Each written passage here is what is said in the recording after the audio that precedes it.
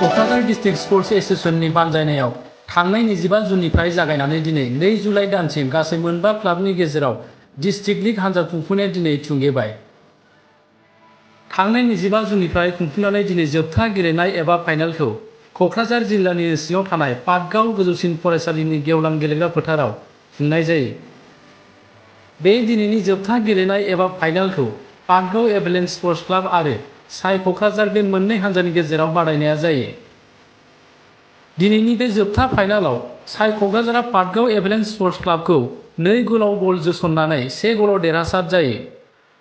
Patgaon एभालेन्स sports क्लाबआबो नारा-नाथा नाजासेयावबो साइ क'क्राझारखौ 1 गलखौ जोसनफिननो हादोंमोनब्लाबो गलसेयाव जेननो गोनां जायो। क'क्राझार डिस्ट्रिक्ट स्पर्ट्स एसोसिएशननि आफादगिरि कबिरन्जन ब्रह्म बिथाङा बे समाव खौरांनि गेजेराव गोबां गोनांथार बाथ्रानि गेजेरजों ओरैबायदि फोरमायथिदों। फुटबल फाइनाल जागासिनो दङ पाटगावनि हायार सेकेन्डारि गेवलां फोथारावहाय पाटगाव एभालेन्स क्लाबनि जे नाजानायाव बे खेलाया बेहाय जाफैदों। बे खेलाखौहाय जोङो सिम्बोरगाव होदोंमोन, नाथाय गोबां खारनावहाय जोङो बेहाय पाटगाव शिफ्ट खालामना लाबोदों। दा दिनैनि बे जे खेला जागासिनो दं पाटगाव बे गेवलां फोथारावहाय बे फाइनाला एभालेन्स फुटबल क्लाब पाटगाव आरो साइ क'क्राझारनि गेजेराव जागासिनो दङ। खेलाया मोजाङै सोलिगासिनो दङ, टेकनिकेलि साउन्ड खेलाया गोबां नेसनेल प्लेयार दं बावहाय, इन्टारनेसनेल ट्रायल मोननाय प्लेयारबो दङ सायावहाय। आसा खालामदों दिनैनि खेलाया जोबजासिमहालागैयाव हयथ' रिजाल्टखौ दानो बुंथ'नो हानाय नङा, हाफ टाइमानो जायाखै। दासिम पाटगावआ 1 गलाव आगालनानै दं एभालेन्स क्लाबआ। आसा खालामो मोजां जाफुंलांगोन बे खेलाया। आसा खालामो जोङो केडिसिनि जानानै आङो आफादगिरि जानानै बे सेकेन्ड जे क'क्राझारनि केडिसिनि आन्डारावहाय बे लिगआ जागासिनो दङ। सारा आसामाव बे थांनाय बोसोराव केडिसियानो बेखौ होजेनदों। दिनैसिमबो केडिएसआ होनानै दंबाय थायो, गुबुन रावबो आसामाव डिएसएफ्रा होआखै। दा जों सेकेन्ड खेबबारनि थाखाय जों होबाय। जोंहा मोनसेल' जोङो नाजादों जाहाथे बे लिगनि गेजेरजों जोंनि फैबाय थानाय हिन्जावसाफ्रा जाहाथे मोजां प्लेयार ओंखारनो हायो, टेकनिकेलि साउन्ड गावनि लाइफखौ दानो हायो, जायगा नामखौ बानायनो हायो। आरो बेजों लोगोसेहाय जोङो गोबां गथ'आ फरायनायजों गासिबो गावनि लाइफखौ दाजोबनो हाया। जिखुनुआवहाय नोङो लाइफखौ दानानै लानो थाखाय नाजानांगौ। दा बेबो मोनसे पार्ट खेलाया आरोखि फुटबला। दा बेवहाय जों केडिएस हिसाबै नुबाय थादों गोबां प्लेयारा जोंहा अलरेडि बेसेबांबा बुरजा प्लेयार गोबां डिपार्टमेन्टआव साख्रि अलरेडि मोनखांजोब्बाय। प्लेयारानो थाया।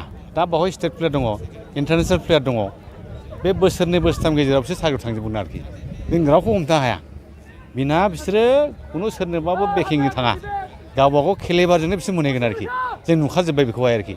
दा जोंना केडिसिया बेनो मोजां मोननाया, जोङो बेबादि जाजानो लुगैयो जाहाथे समाजाव मोनसे गाज्रि थासारि फैया, गेलेनायनि गेजेरजों जाहाथे बे कन्ट्रल जालाङो, गावबागाव लाइफखौ दानो हायो, समाजखौबो दानो हायो, जायगाखौबो जाहाथे जायगानि मुंखौबो जाहाथे गोजौ फारसे लांनो हायो। जोंनि केडिसिनि उद्देश्यआ बेनो आरोखि। मोनबेसे क्लाबनि हान्जाफोरा बाहागो लादों? बेवहायहाय 6था क्लाबा बाहागो लादोंमोन। माने मिनिमाम जोंनि जे लिग सालायनायनि नियम मिनिमाम 6था जाथारनांगोन। बिनि गोजौआव जेसेबांखि थाङा माने बे थांबाय थानो हागोन, खिन्थु मिनिमामा 6था जानांगोन। दा जोंनावहाय गोदान हिसाबै क्लाबा जोङो खुनुरुखुम 6था, थांनायावबो 6था, एबारावबो 6था बे क्लाबा बाहाय जइन लादों। दा दिनैहाय बे लास्ट खेला आरोखि। आसा खालामो उनफ्रावहाय हयथ' क्लाबफ्रा बारायबोगोन आरोखि, जोंहा आसा दङ। माने गोबां दा क्लाबफ्रावहाय हिन्जावसाफोरखौ दा गोबांसिनै माने मा होनो बिदिखौहाय स्कपआ दंसिनो। हिन्जावसाफोर फुटबल गेलेगिरि जाय ओंखारदों दा, हौवासाफोरनि तुलनायाव दा खम नालाय ओंखारनाया, थारमाने चान्सआ थाब मोनो, गावबागाव लाइफखौ दसेनो दानो हायो आरोखि। ओंखायनो दा आङो खावलायनाया बेसे गार्जेनफोरखौहाय, जोंनि साननो हानाय बयबो इन्टेलिजेन्सफोरखौहाय जाहाथे गेलेनायाव इनकारेज होयो। जाय गथ'आ मोजाङै फरायजोबनो हाजोबनो नागिराखै, गेलेनायाव इन्टारेस्ट दं आरोखि, बेखौहाय जों इनकारेज होनांगौ आरोखि। गेलेनायजों लोगोसे फरायनायखौबो लांफानांगौ, बेथ' थाखानांगोनखा। खिन्थु मोनसेया मा, जाय गथ'आ सोरबाया माने ओरैबायदि थायो, जों मोनदों गोबां, थारमाने फरायनायाव जाय गेलेयो बारा होसोनो हाया आरोखि। दङ साफा सानै, खिन्थु बाथ्राया जाबाय बेबो मोनसे फरायनाय बादिखा, गेलेनायाबो मोनसे एकाडेमिक आरोखि। बेबो नों गेलेनानै अथ' खारनानै फुं बेलासि बे लेखा फरायनांगौआ अथ' इजि नङा आरोखि। साफा सानैनि थाखायल' बाय बार्थ जाफैगोन फरायनायाव, बिसोरनि थाखायल' बे सम्भब। ओंखायनो जोङो जा हायो बेखौ फरायनांगौ, स्कपखौ जों होनांगौ आरोखि। होमबानो बे गथ'आ गावनि लाइफखौ दानो हागोन आरोखि, जायगा मुंखौ लाखिनो हागोन। बेनो आरोखि जोंनि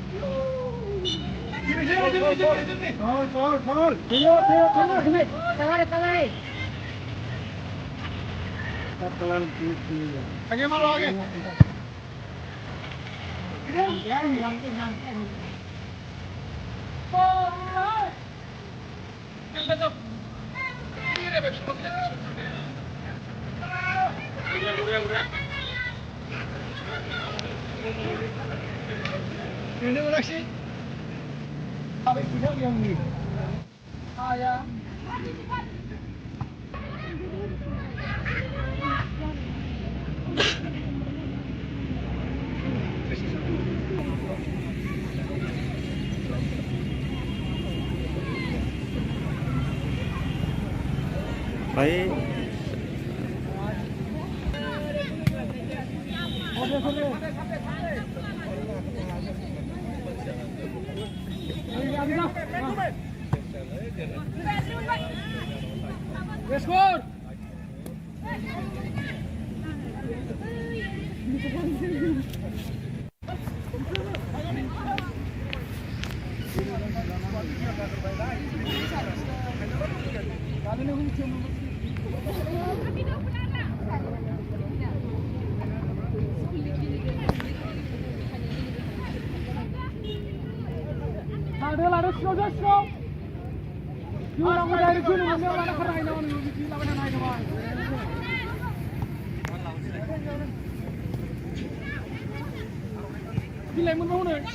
Lager.